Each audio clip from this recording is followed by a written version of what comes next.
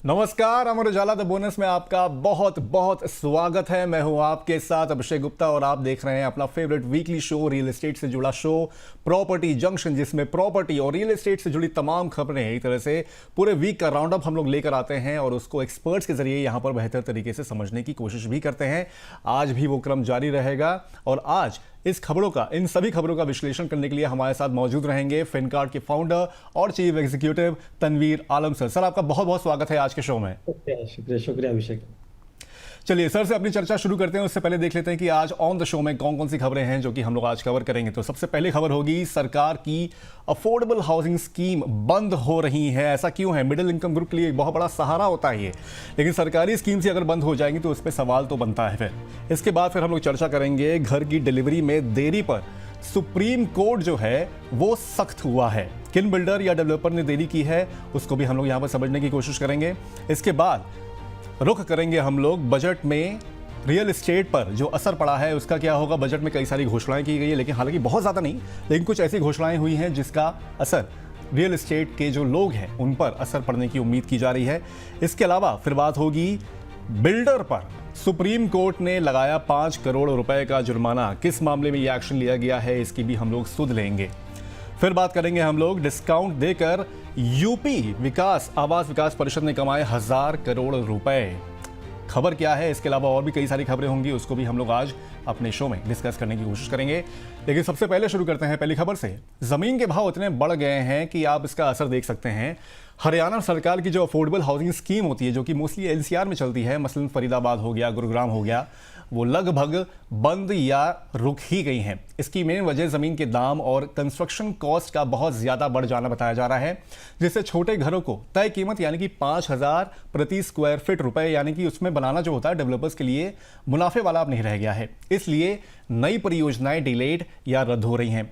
पिछले 1.5 से 2.5 साल में गुरुग्राम में एक भी नए अफोर्डेबल हाउसिंग के लाइसेंस जारी नहीं किए गए हैं। इस वजह से मिडिल इनकम परिवारों के लिए सस्ते घरों की सप्लाई कम हो गई है और वो दूसरे ऑप्शन जैसे कि किराया हो गया या दूर के इलाके में घर ढूंढ रहे हैं। इसने पॉलिसी की वायबिलिटी पर भी सवाल खड़े कर दिए हैं।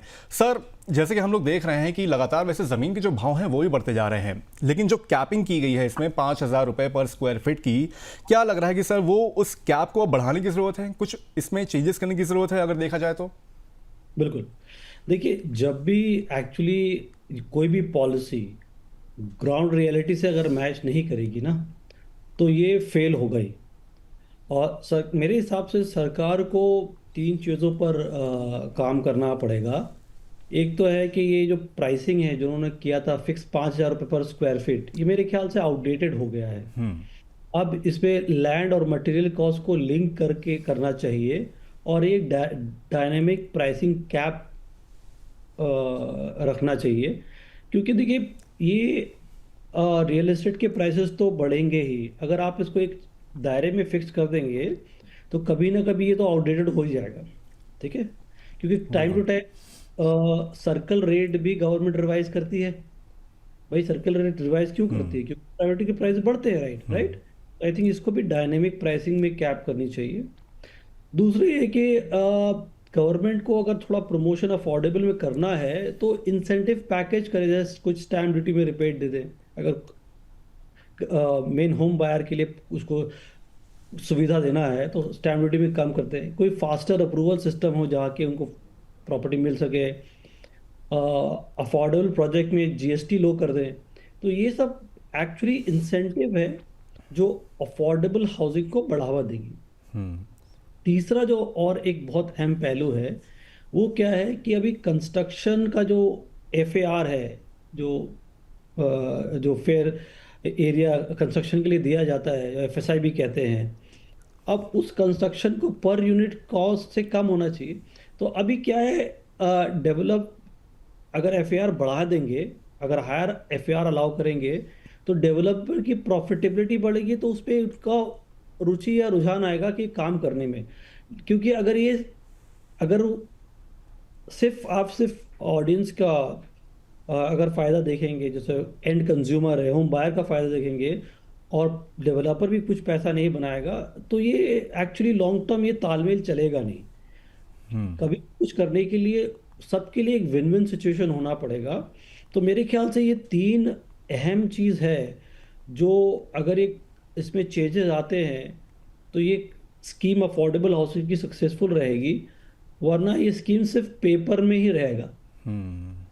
बिल्कुल सही बात है सर, लेकिन चिंता का विषय तो बन जाता है क्योंकि सरकारी जो हाउसिंग स्कीम्स होती हैं वो मोस्टली जो मिडिल इनकम ग्रुप वाले हो जाते हैं या फिर लोअर इनकम ग्रुप वाले हो जाते हैं, उनके लिए बहुत एक सहारा होता है। वो सोचते हैं कि चलो ठीक है, सस्ते घर मिल जाएंगे यहाँ पर। लेकिन सर यहाँ पर जब प्राइवेट बिल्डर्स जो होते हैं वो बाहर निकल रहे होते हैं तो फिर चिंता का सबब तो बन ही जाता है। सर ऐसे में सिचुएशन में क्या लग रहा है कि जो मिडिल इनकम फैमिलीज़ हैं वो एनसीआर से घर की जिम्मेदारी, अब उनको जो दिलाने की जिम्मेदारी होगी, वो आपको क्या लग रहा है कि सरकार खुद बनाएगी अब ये घर, या फिर पीपीपी मॉडल बदले जाएंगे, या फिर कुछ और उसमें चेंजेस करने की आपको वो लग रहा है, स्कोप लग रहा है इसमें? आपने एक्चुअली बहुत अच्छा पॉइंट पकड़ा, पीपीपी। एक्चुअली ये ना कभी भी कोई एक बहुत इम्पॉर्टेंट अगर मुद्दा होता है तो उसमें एक डिपार्टमेंट या एक लोगों के रोल नहीं रहते, मल्टीपल रोल होते हैं। कुछ गवर्नमेंट को कुछ करना पड़ेगा, कुछ अलग अलग मॉडल निकालना पड़ेगा। फॉर एग्जांपल ये रिस्पॉन्सिबिलिटी सिर्फ से गवर्नमेंट एजेंसीज की भी, जैसे हुडा हो गया, हाउसिंग बोर्ड हो गया। अब पीपीजी मॉडल एक बहुत अच्छा मॉडल है। अब क्या हो सकता है, what government can do, government के पास लैंड है, गवर्नमेंट कहे प्राइवेट डेवलपर को जाके कहे ये लैंड है, मैं इस पे आपको लैंड अलॉट कर रहा हूँ, आप अफोर्डेबल हाउसिंग बनाइए। तो आपका लैंड कॉस्ट कम हो गया, तो आप ही उस कंस्ट्रक्शन कॉस्ट में आप एक वाजिब दाम में एंड कंज्यूमर को प्रॉपर्टी दो। तो पीपीपी एक अपने मायने में एक बहुत ही अच्छा सजेशन है, and I think that government को लेनी चाहिए। तीसरा है, अभी एक्चुअली क्या होता है ना, long term rental housing model जिसे कहते हैं बिल्ड टू रेंट, ये एक और भी अपॉर्चुनिटी है जो गवर्नमेंट कंसिडर कर सकती है। क्यों, देखिए अफोर्डेबल हाउसिंग में अगर आप उस प्राइस को कम नहीं कर पा रहे हैं तो आप ये कर सकते हैं, government can make the property, और वो लॉन्ग टर्म रेंटल के पर्सपेक्टिव से और रेंटल हाउसिंग स्कीम कर ले, और वो लोग उसको रेंटल के तरीके यूज करें, and over a long term period government can recover the price. तो दे आर वेरियस थिंग जो आप गवर्नमेंट कर सकती है ये हाउसिंग की जो प्रॉब्लम है इसे रिजॉल्व करने के लिए। ठीक है, कई सारी चीज़ें यहाँ पर की जा सकती है सरकार की ओर से। अगर इस अफोर्डेबल हाउसिंग की अगर हम लोग खासतौर पर बात करें, उसमें ये रेजोल्यूशंस अगर लेके आए चाहे उसमें नॉर्म्स थोड़े से चेंज किए जाए तो वहाँ पर मिडिल इनकम ग्रुप और लोअर इनकम ग्रुप के लोगों को यहाँ पर फायदा होता है, वो दिख सकता है। चलिए चलते हैं अब अगली खबर की ओर। सुप्रीम कोर्ट ने ग्रेटर नोएडा के भासिन इन्फोटेक और इंफ्रास्ट्रक्चर प्राइवेट लिमिटेड और grand Venezia commercial towers private limited के खिलाफ कॉर्पोरेशन दिवालियापन यानी कि इंसॉल्वेंसी की प्रक्रिया को सही माना है। इन पर आरोप है कि ये प्रोजेक्ट में देरी करती रही हैं। आदेश में कहा गया है कि इन डेवलपर्स ने समय पर फंक्शनल यूनिट्स नहीं दिए और अदालत को झूठी जानकारी दी, जिससे खरीदारों को अपने फ्लैट्स या यूनिट्स मिलने में लंबी देरी हुई है। अदालत ने यह भी माना है कि 103 यूनिट्स के लॉटीज ने भुगतान किया है, लेकिन उन्हें आज तक डिलीवरी नहीं मिली, जिससे इस मामले में दिवालियापन प्रक्रिया शुरू करना सही है। सुप्रीम कोर्ट ने पिछले फैसलों को भी पुष्टि की है और दोनों कंपनियों की अपील को खारिज कर दिया है। सर, जब सुप्रीम कोर्ट खुद मान रहा है कि डेवलपर्स ने झूठी जानकारी दी है और सालों तक फंक्शनल यूनिट्स नहीं दिए, तो क्या इंसॉल्वेंसी जो प्रोसेस है वहीं एक होम बायर्स के लिए सबसे असरदार कानूनी हथियार यहां पर बनता जा रहा है? और सर क्या लग रहा है कि जो डिलेड प्रोन्स एक तरह से जो हमारे घर होंगे उनमें थोड़ा सा और फर्क नहीं आएगा इससे? देखिए, आप जो कह रहे हैं बिल्कुल सही कह रहे हैं। मुझे तो अभी यही लग रहा है कि ये प्रैक्टिकल में यही आखिरी हथियार बन गया है, क्योंकि रेरा जो है अपने आप में इतनी स्लो काम कर रही है। सिविल केसेस के फैसले आप समझते हैं कि इंडिया में तो बहुत मुश्किल से इसका रुझान होता है, इसकी सोल्यूशन मिलती नहीं है। तो अब ले आखिर में इंसॉल्वेंसी जो प्रमोटर का, अब इंसॉल्वेंट प्रमोटर के कंट्रोल में तो चला जाता है। तो अब क्या है, इसीलिए अब मेरे हिसाब से इंसॉल्वेंसी एक हथियार बचा है जिससे प्रमोटर डेवलपर डरते हैं।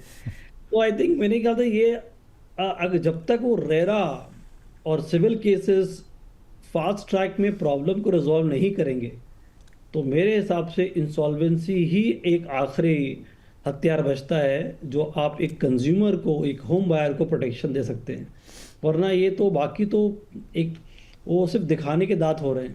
सर जो इंसॉल्वेंसी जो प्रक्रिया है, अगर उसी माध्यम से अगर उसको वहाँ पर जाना पड़ेगा, अल्टीमेटली प्रोजेक्ट्स में डिले हो रहा है, तो उसके लिए अगर ये प्रक्रिया इतनी लंबी होती जाएगी तो फिर उसका तो पूरा टाइम मोस्टली इसी में निकल जाएगा।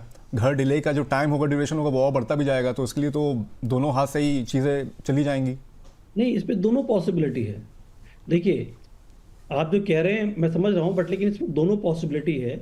एक है, अगर स्ट्रॉन्ग रेजोल्यूशन प्रोफेशनल हो और इन्वेस्टर कोई मिल जाता है, तो आप अपने उसका इंसॉल्वेंसी किया, अच्छा इन्वेस्टर मिल गया, तो वो प्रोजेक्ट रिवाइव होगा। वो एंड यूजर को उनका हार्ड एंड मनी लॉस नहीं होगा, प्रोजेक्ट मिल जाएगा। लेकिन अगर एसेट्स वीक हुई, ओके, और लिक्विडेशन हो गया, तो फिर डिले बढ़ जाएगा। तो इसकी इंसॉल्वेंसी जो सिचुएशन है ना, ये एक प्रॉब्लम का सलूशन है, ये मिरेकल नहीं है। तो इस पे दोनों पहलू हैं। या तो प्रोजेक्ट रिवाइव होंगी और इन्वेस्टर्स को पैसे मिल जाएंगे जल्दी, लेकिन अगर वो क्वालिटी ऑफ प्रॉपर्टी या जो डिस्क्लोज किया, एसेट डिस्क्लोज सही नहीं किया, लैंड उतने ही है नहीं, और लैंड परचेज नहीं हुआ, कोई प्रॉब्लम है, लैंड लिया है और उसमें मान लीजिए कोई प्रॉब्लम निकल गई है, तो उसके बाद लिक्विडेशन में जाएगा, तो वो तो प्रोजेक्ट और भी डिले होगा। तो ये दोनों पहलू है इनके लिए। ये कोई मिरेकल नहीं है, ये रेजोल्यूशन का जरिया है, बट ये रेजोल्यूशन क्या आपको एक्सपेडाइट करेगा, ये प्रॉब्लम सॉल्व करने का, डिले करेगा, ये दोनों हो सकता है। ठीक है। इस बीच बजट में कुछ अनाउंसमेंट की गई हैं, चलिए उसका भी यहाँ पर जिक्र कर लेते हैं। बजट 2026-27 में रियल एस्टेट सेक्टर के कुछ अहम घोषणाएं की गई हैं। सबसे बड़ी बात यह है कि सरकार ने सेंट्रल पब्लिक सेक्टर एंटरप्राइजेस यानी कि CPSEs के अंडर वैल्यू रियल एस्टेट को रीट्स यानी कि रियल एस्टेट इन्वेस्टमेंट ट्रस्ट के जरिए मोनेटाइज यानी कि बेचना या पूंजी निकालना करने की यहाँ पर पहल की है, जिससे नया कैपिटल और निवेश आएगा। बजट में भूमि अधिग्रहण में टैक्स राहत दी गई है, जिससे बड़े इंफ्रास्ट्रक्चर प्रोजेक्ट्स को कम टैक्स देना रहेगा और नया भूमि विवाद भी यहां पर कम हो सकेगा। इसके साथ ही सरकार ने टियर 2 और टियर 3 शहरों में सिटी इकोनॉमिक रीजन्स को बढ़ावा देने के लिए योजना और बजट भी रखा है, जिससे नए शहरों में रियल एस्टेट डिमांड बढ़ सकती है। इन कदमों से रियल एस्टेट में कैपिटल अवेलेबिलिटी बढ़ेगी, बाजार में निवेशकों का भरोसा बढ़ेगा और परियोजनाओं को पूरा करने में मदद मिलेगी। इसके अलावा भारत के हेरिटेज शहर जो है उन पर भी फोकस किया गया है, यानी कि टेम्पल टूरिज्म को बढ़ावा देने के लिए रीजनल डेवलपमेंट और स्पिरिचुअल कल्चर रूप से बेहतर इंफ्रास्ट्रक्चर वाइज उसको डेवलप किया जा सकता है। सर, CPSE की ज़मीन को रीट्स के जरिए मोनेटाइज करने से क्या फ़ायदे आप देख रहे हैं यहाँ पर? नहीं, ये तो अच्छा है, बहुत अच्छा स्कीम है। तो 3 फायदे हैं। एक तो है कि गवर्नमेंट की जो अगर कोई डेड लैंड है, वो मोनेटाइज होती है, तो आपके टेक्निकली आप उस डेड लैंड को एक प्रोडक्टिव एसेट में कन्वर्ट कर रहे हैं। दूसरा है, गवर्नमेंट को कैश फ्लो मिल जाएगा। तीसरा है, मार्केट में क्वालिटी एसेट आएगी। तो इससे क्या, एक कैपिटल का साइकिल तेज होगा। और एक सिंपल है, देखिए, रियल एस्टेट डिमांड सप्लाई में जाता है, और कोई भी ऐसे प्रोडक्ट हम कहते हैं डिमांड सप्लाई, अगर सप्लाई बढ़ जाएगा तो ऑटोमेटिकली डिमांड जो है अगर मैच करता है तो प्राइस ऊपर नहीं जाएगा सप्लाई बढ़ने से।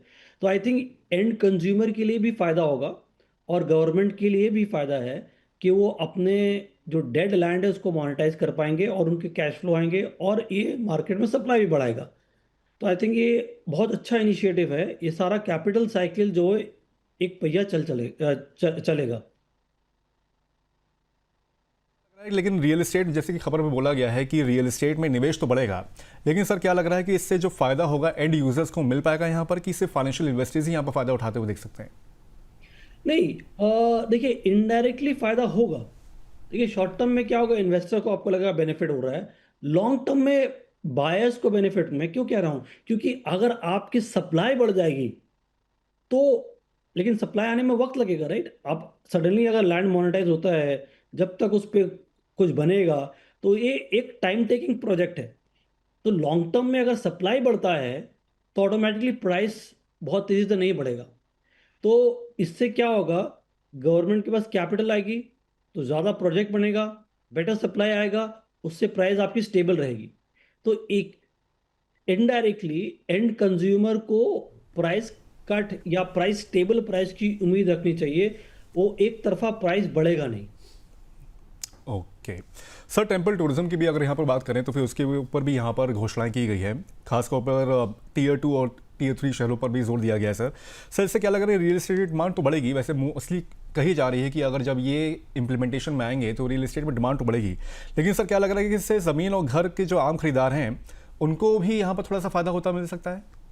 देखिए एक्चुअली अयोध्या के बनने से पहले उसमें प्राइस काफ़ी सर्च कर भी गया है। ओके, तो ये रिस्क तो है, चाहे वो किसी भी टेम्पल टूरिज्म एरिया में जाएंगे, उसमें डिमांड सर्च हुआ है, बहुत काफ़ी स्पेकुलेशन भी हुआ है, और उसमें लोकल बायर्स के बायआउट भी हुए। तो गवर्नमेंट को जोनिंग और अफोर्डेबल कोठा वहाँ रखना चाहिए, तभी एंड कंज्यूमर को फ़ायदा होगा। अगर आप इसमें कोई गवर्नमेंट की जोनिंग और अफोर्डेबल कोटा नहीं रहेगा, तो ये क्योंकि एक टूरिज्म डेस्टिनेशन है, तो ये टेक्निकली आम आदमी के पहुंच से थोड़ा बाहर हो जाएगा। ठीक है, चलिए रुक करते हैं अगली खबर का, जहां पर सुप्रीम कोर्ट ने एक बड़े मामले में यहां पर संज्ञान लिया है। सुप्रीम कोर्ट ने पर्यावरण के नियमों का उल्लंघन करते हुए कंस्ट्रक्शन करने के लिए बिल्डर पर लगे 5 करोड़ के एनवायरमेंटल कंपनसेशन के फैसले को सही ठहराया है।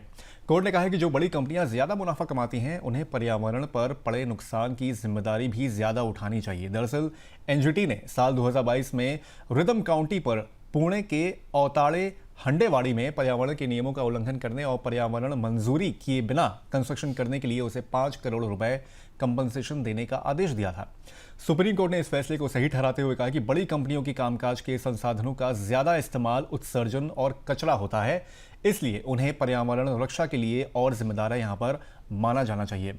सर क्या लग रहा है कि इस फैसले को अगर हम लोग देखें, कोर्ट ने कहा है कि एक अंडरलाइन उनकी बात को अगर देखें तो उन्होंने ये भी बोला है कि आपको कंपनसेशन के तौर पे यहां पर देना चाहिए। अगर आप ज़्यादा इस्तेमाल कर रहे हैं, ज़्यादा मुनाफा कमा रहे हैं, तो आपको यहाँ पर थोड़ा कंपनसेशन उठाना चाहिए। सर इस लाइन को अगर अंडरलाइन करते हुए हम लोग देखें तो सर क्या लग रहा है कि कंपनसेशन लेने से बिल्डर सच में नुकसान करने से बचेंगे, या ये उनके लिए एक सिर्फ कॉस्ट ऑफ बिजनेस बनकर रह जाएगा? देखिए टेक्निकली अगर आपका प्रॉफिट 200 करोड़ का है, अगर आपको 5 करोड़ आपको पेनल्टी लगा रहे हैं, वो फैक्टर कर देंगे, वो कॉस्ट ऑफ बिजनेस है मेरा। ठीक है, अगर ये पेनल्टी सही मायने में प्रॉफिट से लिंक कर दी गई, और जब तक ये प्रॉफिट से नहीं होगा, बिहेवियर नहीं बदलेगा। आपको एक सिंपल उदाहरण देता हूं। देखिए इंडिया में लोग बाइक चलाते हैं, हेलमेट सेफ्टी के लिए नहीं पहनते, अधिकतर लोग इसलिए पहनते हैं कि मुझे फाइन ना देना पड़े। आप देखिए अगर किसी सिग्नल में रात के वक्त, लेट नाइट को या अर्ली मॉर्निंग कोई पुलिस खड़ा नहीं है, या उस सिग्नल में कैमरा नहीं है, लोग उस सिग्नल को मानते नहीं। तो ये जब तक ये पेनल्टी प्रॉफिट से लिंक नहीं होगा और एक मीनिंगफुल डेंट नहीं क्रिएट करेगा उस प्रॉफिट में, इनके बिहेवियर नहीं बदलेंगे।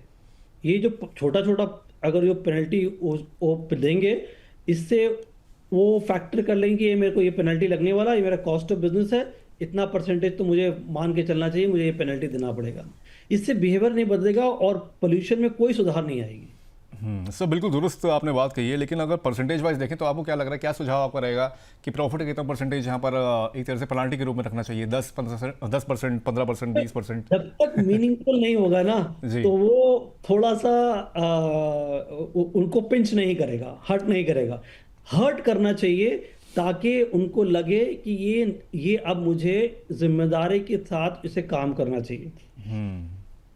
पोल्यूशन एक एनवायरनमेंट एक बहुत इंपॉर्टेंट मुद्दा है। आप देखिए हम लोग अगर दिल्ली में रह रहे हैं और इसका पोल्यूशन इतना टॉक्सिक है, तो अब किस सिचुएशन में हम लोग रह रहे हैं। राइट, सही बात है सर। मतलब हम लोग, ये तो खैर पुणे का मामला है, यहाँ पर दिल्ली एनसीआर में भी थोड़ा सा अगर देखेंगे तो गुड़गांव में भी कई सारे, हम लोग पिछले बार भी कवर किया था इसको लेके, कि जो आपकी अरावली हिल्स है वहाँ पर भी कई सारे अंडर मतलब विदाउट एनी कंपल्शन और उसकी इजाज़त लिए बगैर उन्होंने मतलब पेड़ कई सारे काट दिए थे।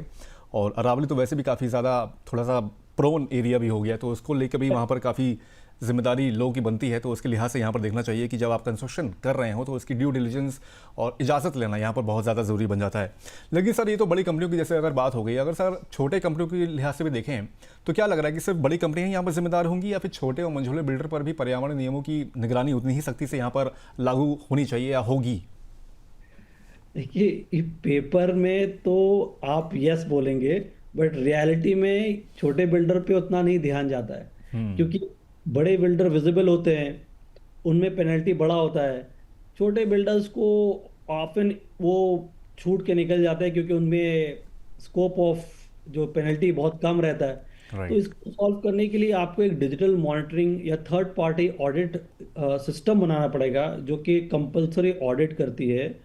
और और तभी वो छोटे बिल्डर भी पकड़ाएंगे। ऐसा नहीं कि सिर्फ बड़े बिल्डर ही ये प्रॉब्लम क्रिएट कर रहे हैं, ये छोटे बिल्डर बल्कि ज़्यादा क्रिएट कर रहे हैं। जैसे आपने अरावली का एग्जांपल दिया, पेड़ काट दिया, ये बड़े बिल्डर जल्दी नहीं करेंगे, लेकिन छोटे बिल्डर बिल्कुल करेंगे। और ऐसे रिमोट एरिया में जहां पर implementation of rules and regulation poor है, वहां तो वायलेशन बहुत ज्यादा होता है। और आप बड़े बिल्डर के मुकाबले छोटे छोटे बहुत बिल्डर हैं। तो अब क्या होता है, अब छोटे छोटे 100 बिल्डर हैं, एक बड़ा बिल्डर है, आप बड़े बिल्डर को पकड़ेंगे, छोटे छोटे 100 बिल्डर स्केप कर गए, लेकिन ये कलेक्टिवली 100 बिल्डर का जो काम है वो ज्यादा पोल्यूशन प्रदूषण कर रहा है एनवायरनमेंट को। आई राइट। थिंक एक मॉनिटरिंग सिस्टम होना चाहिए, जो कि टेक्नोलॉजी और डिजिटली मॉनिटरिंग सिस्टम कुछ डेवलप करना चाहिए। या जब नक्शा पास हो उस पे वहां पर कोई मॉनिटरिंग सिस्टम कंपनी को इम्प्लीमेंट करने की रिक्वायरमेंट हो, ताकि उससे मॉनिटरिंग हो। आई थिंक तभी ये प्रॉब्लम रिजॉल्व होगा, वरना ये सिर्फ पेपर में रहेगा, रियलिटी में नहीं हो पाएगा। चलिए, इस सुझाव को देखते हुए हम उम्मीद करते हैं कि आगे चल के जो कंप्लायंस होंगे, जब से कंस्ट्रक्शन वर्क पे कंप्लायंस होंगे तो फिर उसमें एनवायरनमेंट का खास तौर पर यहाँ पर ध्यान दिया जाएगा। चलिए, पुणे से अब रुख करते हैं यूपी का। तो उत्तर प्रदेश आवास एवं विकास परिषद ने अपने पहले आओ पहले पाओ हाउसिंग स्कीम से 1,000 करोड़ रुपए से ज्यादा का राजस्व हासिल किया है। ये स्कीम अक्टूबर 2025 में शुरू हुई थी और 31 मार्च 2026 तक चलेंगी। इसका मकसद राज्य भर में अनसोल्ड फ्लैट्स को बेचकर राजस्व घटाना था। फ्लैट्स की लिस्ट, फोटो और लोकेशन एक सेंट्रल पोर्टल पर डाली गई, जिससे खरीदार आसानी से उसे देख सके। अब तक 2,141 यूनिट्स बुक हो चुकी हैं और खास बात यह है कि जल्दी भुगतान करने पर खरीदारों को डिस्काउंट भी दिया जा रहा है। मसलन 60 दिन के अंदर अगर पूरा भुगतान किया जाता है तो 15% छूट, और 90 दिनों के अंदर भुगतान पूरा किया जाता है तो 10% की छूट यहां पर मिल रही है, जो लोगों के लिए काफी आकर्षण का केंद्र भी रहा। सर, क्या पहले आओ पहले पाओ मॉडल और भारी डिस्काउंट से अनसोल्ड फ्लैट्स की समस्या का लॉन्ग टर्म में आप क्या लगता है कि सोल्यूशन निकल सकता है, या सिर्फ ये एक शॉर्ट टर्म सेल्स बूस्ट आपको लग रहा है? ये सिर्फ शॉर्ट टर्म सेल्स बूस्ट है। ये बेसिकली एक तरह से इन्वेंट्री क्लीन अप और जो कैश फ्लो है, टेक्निकली इससे डिमांड क्रिएट नहीं हो रहा है।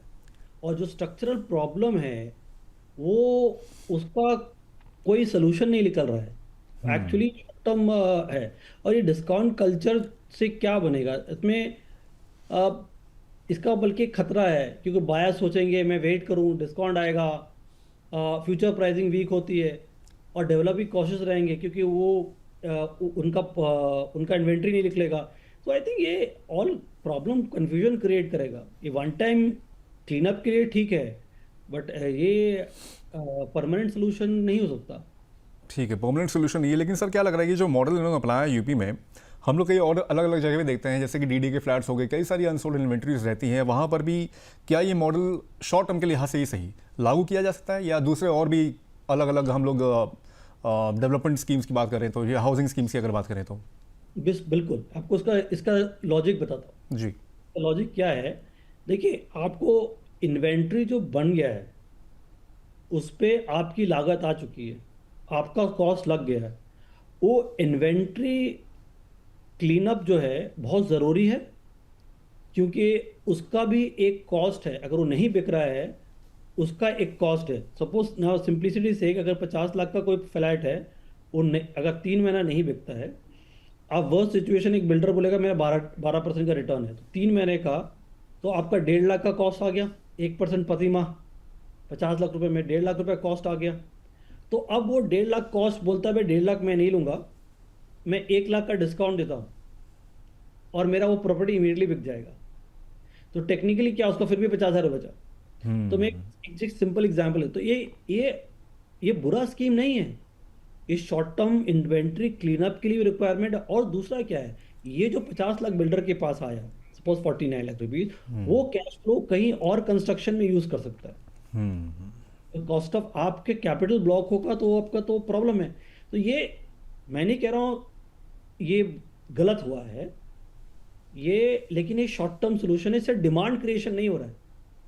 ओके, शॉर्ट टर्म सोल्यूशन तो कहा जा सकता है इस चीज़ को, क्योंकि क्लीन अप कर दिया गया है, क्योंकि बहुत सारी समय से इन्वेंट्री अनसोल्ड पड़ी हुई थी, तो उनके लिए तो ये स्कीम लाई गई, झटपट लाई गई, 10% डिस्काउंट, 20% डिस्काउंट लगाया गया, उसको इन्वेंट्री को थोड़ा सा डिस्पोज ऑफ किया गया। लेकिन लॉन्ग टर्म के लिहाज से अगर देखा जाए तो ये इतना फ्रूटफुल मॉडल अपनाया नहीं जा सकता है। चलिए रुक करते हैं दिल्ली का। तो दिल्ली की अदालत ने इकोनॉमिक ऑफेंस विंग यानी कि ईओडब्ल्यू की ओर से दायर चार्जशीट को स्वीकार किया है, जिसमें real estate company M3M India private limited और उसके प्रमोटर्स बसंत बंसल, रूप बंसल और पंकज बंसल पर लगभग 450 करोड़ रुपए के जमीन लेन देन घोटाले का आरोप है। आरोप यह है कि MGF डेवलपमेंट्स लिमिटेड के साथ जमीन के एक्सचेंज के समझौते में धोखा हुआ, पोस्ट डेटेड चेक बाउंस हो गए और फिर भी जमीन का इस्तेमाल कर लिया गया। अदालत ने पाया कि धोखे, विश्वासघात और साजिश का सफिशिएंट बेस है और आरोपियों को 4 अप्रैल को पेश होने का समन जारी किया गया है। इससे पहले उच्च न्यायालय ने विवादित जमीन पर किसी भी तीसरे पक्ष के अधिकार बनाने पर रोक लगाई थी।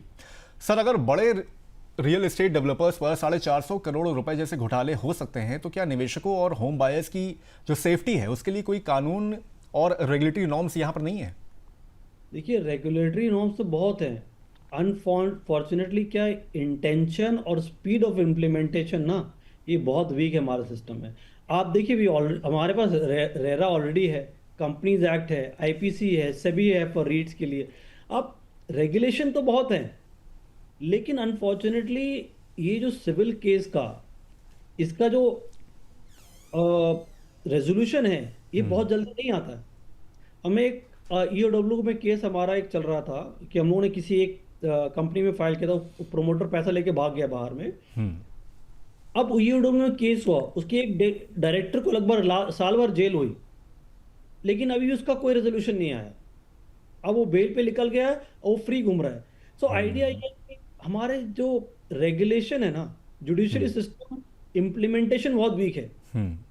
अब यही आप जाके किसी दूसरे कंट्री, मिडिल ईस्ट में करके दिखाइए, आप बिल्कुल भी आपको रियायत नहीं मिलेगी। तो ये जब तक यहाँ पर ये रेगुलेशन इम्प्लीमेंटेशन स्ट्रांग नहीं होगा ना, तो हमारे इन्वेस्टर्स की कॉन्फिडेंस इसी तरह हिले रहेंगी। कंसर्न है यहाँ पर, बिल्कुल कतई कंसर्न है यहाँ पर। ये डिले ना, जी, ये डिले जो है एक बहुत वीक एरिया है, और ये रॉन्ग इम्प्लीमेशन नहीं ना, टेक्निकली ये जो बड़े बिल्डर्स हैं, इनको ये स्कैम बोल लीजिए या प्रॉब्लम क्रिएट करने बोलिए, इसमें बढ़ावा देता है। उनको पता है कि मैं इसको आराम से खींच लूंगा, 10 साल तक कुछ नहीं होने वाला। तो टेक्निकली ये प्रॉब्लम है, implementation of the rule is problem, rule is not a problem. Rule तो हमारे पास ऑलरेडी है। सर, लेकिन फिर क्या ऐसे मामले में आपको लग रहा है कि ट्रांसपेरेंसी बढ़ाने के लिए और सख्त कंप्लायंस और मॉनिटरिंग की जरूरत पड़ सकती है फिर आगे अगर देखा जाए तो? मेरे हिसाब से गवर्नमेंट, हमारे करंट गवर्नमेंट है, ये काफ़ी स्टेप्स ले रही है। ये जो इंसॉल्वेंसी एंड बैंकिंग रेगुलेशन भी जो आया है, बहुत स्ट्रांगली आया है। आई थिंक इसको बस इसकी इम्प्लीमेंटेशन जो है, इन्फोर्समेंट है, इन्फोर्समेंट को और स्ट्रांग करना है, ताकि लोगों के मन में डर बैठे कि यार मैं ये गलती करूंगा तो मुझे हो सकता है बिजनेस से हाथ धोना पड़े, या मुझे हो सकता है कि परमानेंटली जेल हो जाए। तो टेक्निकली तब लोगों को डर, मन में डर रहेगा, वरना ये लोग तो इस तरह के प्रॉब्लम क्रिएट करते रहेंगे। चलिए, स्ट्रिक्ट कंप्लायंस यहाँ पर लाने की ज़रूरत है, स्ट्रिक्ट रेगुलेशन लाने की ज़रूरत है और उसको फॉलो करने की यहाँ पर बहुत ज़्यादा ज़रूरत है, तभी जाके जो बड़े बिल्डर्स हैं जो धोखेधड़ी जैसे केसेस में फंसते, जैसे केस के उदाहरण से भी आप समझ सकते हैं, उनमें थोड़ा सा डर बैठेगा। चलिए, अब चलते चलते फटाफट कुछ खबरों पर और नजर डाल लेते हैं। दिल्ली हाईकोर्ट ने आदेश दिया है कि शहर के हेरिटेज साइट्स के पास जितनी भी इमारतें हैं उनका व्यापक सर्वे किया जाए। इसका मकसद ये देखना है कि पास की सभी पुरानी और नई इमारतें अप्रूव्ड बिल्डिंग प्लान्स और रेगुलेशंस के अनुरूप हैं या नहीं है। दरअसल कई जगहों पर निर्माण नियमों का उल्लंघन हो रहा है और इससे हेरिटेज साइट्स की विजुअल अपील और स्ट्रक्चर को नुकसान पहुंच सकता है। कोर्ट ने कहा कि सर्वे में हेरिटेज कंजर्वेशन कमेटी यानी कि HCC का अधिकारी भी शामिल होना चाहिए, ताकि विशेषज्ञ दृष्टिकोण से जांच हो सके। हर हेरिटेज साइट के लिए अलग रिपोर्ट तैयार की जाएगी और उसे कोर्ट में पेश किया जाएगा। साथ ही याचिकाकर्ताओं को भी रिपोर्ट देखने का मौका मिलेगा। ये पूरा सर्वे 3 महीने के अंदर पूरा होना है। ये कदम हेरिटेज साइट्स को प्रिजर्व करने और नियमों के पालन को सुनिश्चित करने के लिए उठाया गया है। वहीं महाराष्ट्र में महारारेना ने एक महत्वपूर्ण आदेश दिया है, जिसमें उसने 16 साल से अधूरे पड़े क्लैम सिटी प्रोजेक्ट की डेवलपमेंट राइट्स घर खरीदारों को दे दी है। पहले इस प्रोजेक्ट की जिम्मेदारी supreme construction and development private limited की थी, लेकिन खूब देरी, पैसा गलत इस्तेमाल होने के आरोप और काम ना होने की वजह से महारेरा ने इसकी रजिस्ट्री रद्द कर दी। अब खरीदारों की एसोसिएशन को खुद प्रोजेक्ट पूरा करने या किसी नए डेवलपर के साथ काम करने का अधिकार मिला है। इस आदेश से घर खरीदारों को अपने घर जल्द पूरा कराने का रास्ता मिल सकता है और ये रियल एस्टेट नियमों में एक लैंडमार्क फैसला माना जा रहा है। सर, इन दोनों में से किसी में एक टिप्पणी करना चाहेंगे आप? पहले जो आपने हेरिटेज वाला किया वो बहुत अच्छा। देखिए, ये एक्चुअली इंटेंट तो अच्छा है। जो मैं पहले क्वेश्चन से रिलेट करूंगा, जी। रेगुलेशन हमारे पास थी, कंप्लायंस और इन्फोर्समेंट नहीं होने की वजह से और सारे रेगुलेशन वीक लगते हैं। ये भी जो सर्वे, जो हेरिटेज साइट वाला, दिल्ली हेरिटेज सर्वे वाला क्लॉज आया है, ये रियल कंप्लायंस ला सकता है, बशर्ते इसकी ट्रांसपेरेंसी हो और डिस्क्लोजर हो और एक प्रॉपर फॉलो हो। अगर ये रिपोर्ट पब्लिक होगी तो इसका इम्पैक्ट पॉजिटिव आएगा, लेकिन अगर ये फाइल में बंद हो जाएंगी और वो बहुत हिडन रहेंगी तो बस ये मात्र एक फॉर्मेलिटी बन के रह जाएगा। सर, जो महारेरा का भी जो फैसला है वो भी काफ़ी एक लैंडमार्क डिसीजन माना जा रहा है कि मतलब जो घर खरीदार हैं उन्हीं को ही डेवलपमेंट राइट्स दे दिए गए हैं। इसको सर आप कैसे देख रहे हैं? ओके, सो बेसिकली देखिए, आई मीन इस रियलिटी में स्लो प्रोसेस है। आप चाहे पॉलिटिकल प्रेशर हो या लीगल स्टे और रेगुलेशन हो, लेकिन फास्ट तभी बनेगा जब ये टाइम बॉन्ड डिमोलिशन दे दे भाई, कि टाइम बॉन्ड आप है या हैवी पेनल्टी हो और उसमें नो एमनेस्टी, भाई आपको कोई छूट ही नहीं है, भाई आपको ये पेनल्टी लगेगा और ये आपको, अगर आप ये नहीं करेंगे तो ये वायलेशन थोड़ा और को एक्ट में लाने के लिए थोड़ा और स्ट्रॉन्ग और इफेक्टिव बनाना पड़ेगा। अब आई थिंक मेरे ख्याल से और ये लोग डेवलपर्स जो हैं ये थोड़ा और चौकन्ना रहेंगे और सोच के काम करेंगे। देखिए, टेक्निकली आप देखेंगे रेरा के आने के बाद ये सिनेरियो इम्प्रूव तो हुआ है, लेकिन पूरी तरह दुरुस्त नहीं हुआ। उसे पूरी तरह दुरुस्त करने की एक ही ऑप्शन है कि इसे इन्फोर्समेंट और स्ट्रॉन्ग किया जाए। मैं ये नहीं कह रहा हूँ कि बिजनेस करने में इतनी प्रॉब्लम कर दीजिए ताकि वो लोग डेवलप करना बंद कर दें, लेकिन you should reward good developers and penalise bad developers. ये बहुत क्लैरिटी से आना चाहिए गवर्नमेंट को। सिर्फ देखिए, एक्चुअली मैं एक बहुत अच्छा आपको एग्जांपल दूंगा एंड इसमें हम मैं I think we can close the एक इजराइल में एक रिसर्च था जी। ओके, एंड उसमें क्या होते थे, जो डे केयर होता है जिसमें बच्चे पूरे दिन पर रहते हैं, अब पेरेंट्स आके शाम को ले जाते हैं, उस डे केयर में 8% पेरेंट्स जो है टेक्निकली लेट आते थे, तो बच्चे बहुत एंग्शियस हो जाते, रोते थे। तो डे केयर के जो ओनर्स है उन्होंने ये लगाया कि भाई अगर आप देर आओगे तो जिस दिन देर आओगे उस दिन $50 का फाइन है। तो ये $50 का फाइन हुआ। उसके बाद से 8% नहीं 20% लोग लेट आने लगे। क्योंकि अब क्यों हुआ? क्योंकि उनका कैपेसिटी थी उनके पास पे करने की एक तरह से। नहीं, हजारों डॉलर का वो डे केयर दे रहे थे। हाँ। वो जो $50 था वो एक्चुअली कॉस्ट ऑफ गिल्ट था उनका। राइट। सो सिर्फ पेनल्टी लगाने से डेवलप नहीं सुधरेंगे, आपको पॉजिटिव रीइंफोर्समेंट है। तो ये साइट जो एक्सपेरिमेंट ये बताती है कि सिर्फ नेगेटिव इन्फोर्समेंट से लाइफ नहीं सुधरेगा, आपको एक पॉजिटिव इन्फोर्समेंट भी देना पड़ेगा। तो I think there should be a reward for developers for completing the project on time with quality and penalising bad developers जो डिले कर रहे हैं, प्रॉब्लम क्रिएट करते हैं, क्वालिटी में खुदाई कर रहे हैं। तो आई थिंक ये दोनों को साथ तालमेल से तभी बिजनेस एनवायरनमेंट बढ़ेगा। अल्टीमेटली लोगों को घर तो चाहिए। बिल्कुल सर। चलिए sir, thank you so much. मतलब आज जो भी खबरें हम लोग ने की उसका बारीकी से आपने यहाँ पर विश्लेषण भी किया और बहुत दुरुस्त राय भी यहाँ पर रखी हर एक खबर को लेकर। सर उसके लिए बहुत बहुत धन्यवाद और उम्मीद करते हैं कि जल्द मिलेंगे आपसे प्रॉपर्टी के जंक्शन किसी और एपिसोड से। तब तक के लिए sir thank you so much. Thank you Vijay. तो आज के शो में बस इतना ही। उम्मीद है कि ये कवरेज आपको पसंद आई होगी। ये शो कैसा लगा हमें कमेंट करके ज़रूर बताइएगा। बाकी अब होगी आपसे अगले हफ्ते मुलाकात। तब तक के लिए मुझे दीजिए इजाज़त। नमस्कार।